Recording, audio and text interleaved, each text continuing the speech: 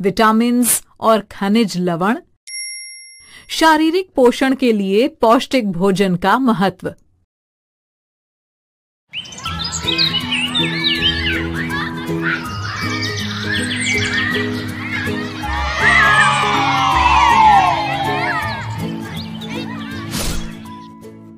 अरे देखो, खोजी गिर गया। अरे खोजी, क्या हुआ तुम्हें? चलो वहां छाया में चलो, यहाँ बैठ जाओ और ये लो पानी पियो। खोजी, तुम गिर कैसे गए? पता नहीं दीदी, मुझे भागते भागते चक्कर आ गया और मैं गिर गया। तुमने सुबह खाना खाया था क्या? नहीं दीदी। हाँ, इसी वजह से तुम्हें चक्कर आए। लो ये बिस्किट खाओ। हैं? खाना न खाने से चक्कर? हाँ बच्चों, बैठो बताती हूँ। बच्चों, खाना खाने से हमारे शरीर को ऊर्जा यानी ताकत मिलती है, जिसे अंग्रेजी में एनर्जी कहते हैं। इस ऊर्जा से ही हम सारे काम कर पाते हैं, ये भागने दौड़ने वाले काम भी।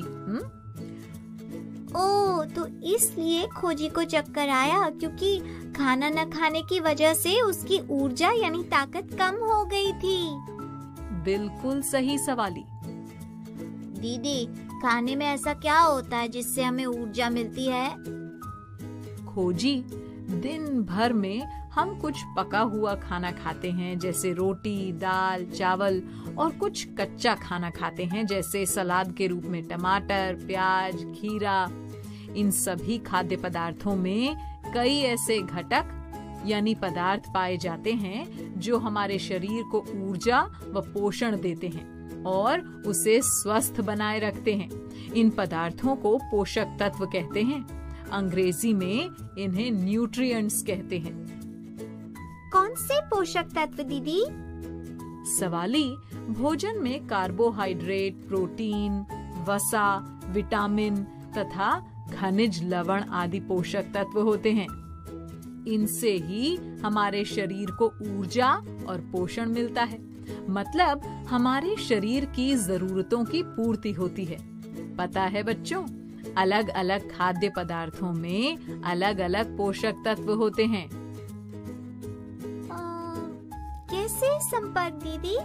बताती हूँ। सबसे पहले बात करते हैं कार्बोहाइड्रेट के बारे में।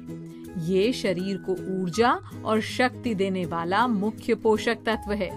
कार्बोहाइड्रेट दो रूपों में मिलता है, एक तो मंड यानी स्टार्च के रूप में और दूसरा शर्करा अर्थात ग्लूकोज के रूप में। पर ये खाने की किन किन चीजों से मिलता है? ये गेहूं, मक्का, ज्वार आदि अनाजों, केले और आम जैसे मीठे फलों और सब्जी जैसे आलू से मिलता है। इसके अलावा गुड़ और शक्कर से भी हमें कार्बोहाइड्रेट मिलता है। ओह, तब तो मैं खूब मिठाई खा सकता हूँ, इससे भी तो कार्बोहाइड्रेट मिलेगा। खोजी, खाना तो सही मात्रा में ही खाना चाहिए। कम कार्बोहाइड्रेट खाने से कमजोरी आ जाती है और ज्यादा खाने से मधुमेह नामक रोग होने का खतरा होता है। ओह संपर्क दीदी।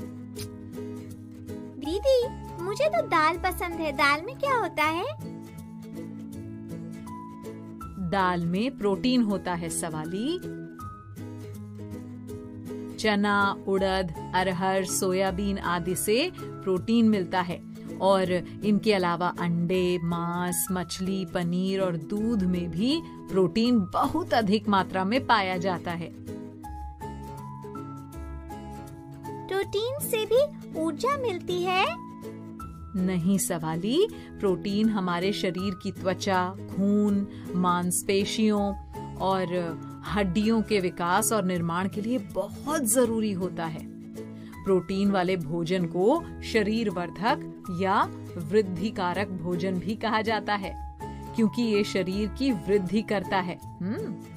मतलब अगर हम प्रोटीन वाला भोजन ना खाएं तो हम बड़े ही नहीं होंगे। खोजी, प्रोटीन ना मिलने से हाथ पैर दुबले हो जाते हैं, मांसपेशियां कमजोर हो जाती हैं और बाल भी झड़ने लगते हैं, यानी कि शरीर का सही विकास नहीं होगा। और जानते हो, प्रोटीन बीमारियों से लड़ने की शक्ति को भी बढ़ाता है। अच्छा, तभी माँ कहती है कि दूध पीना जरूरी होता है ताकि मैं बीमारियों से बच सकूं और स्वस्थ रहूं, है ना? हाँ सवाली, सही कहा। दीदी, माँ मुझे घी या मक्खन लगाकर रोटी देती है, वो मुझे बहुत अच्छी लगती है। उनमें कौन सा पोषक तत्व होता है?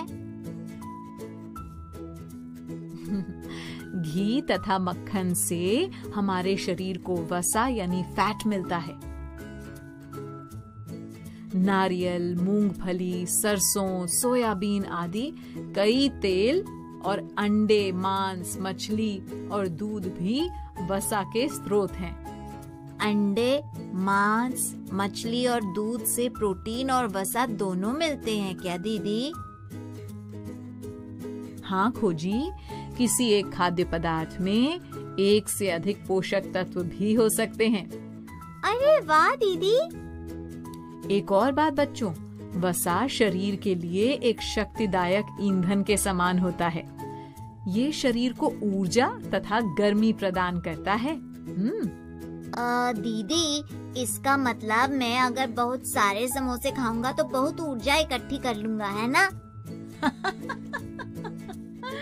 खोजी, अगर तुम ज्यादा तला हुआ भोजन खाओगे तो बीमार पड़ जाओगे, क्योंकि ज्यादा वसा युक्त भोजन खाने से शरीर में खाना न पचने और दिल की बीमारी जैसे रोग हो जाते हैं। इसलिए सभी खाद्य पदार्थ सही मात्रा में ही खाने चाहिए, समझे?